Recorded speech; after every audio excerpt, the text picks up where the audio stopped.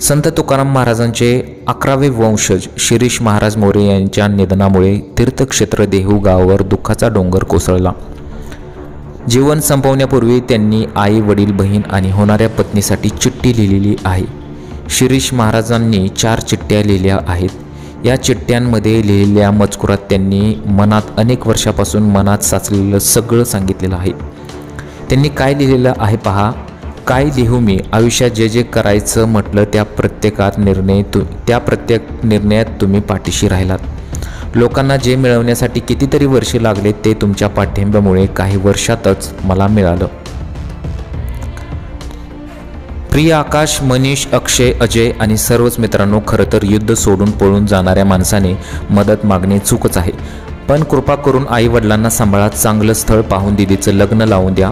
माझ्या डोक्यावर खूप मोठा कर्जाचा डोंगर आहे। त्यांनी 35 लाखांचं कर्ज घेतलं होतं। तेवढा कर्जाचा डोंगर आई वडिलांच्या डोक्यावरून उतरवा।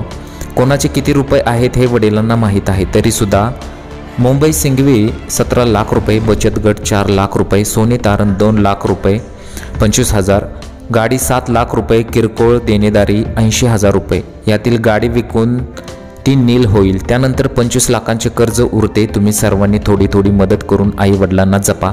तुम्हाला वाटत असेल की मी सहज फेडू शकलो असतो, पण आता लढण्याची ताकद नाही, मला माफ करा। आणि हो, आमची नवरीबाई तिची सगळी स्वप्ने उद्ध्वस्त करून चाललोय। खूप गोड आहे प्रियंका, मला तिला कधी वेळ देता आला नाही। तिच्यासाठी चांगला मुलगा पहा, अन्यथा ती लग्न करणार नाही। हात जोडून माफी मागतो।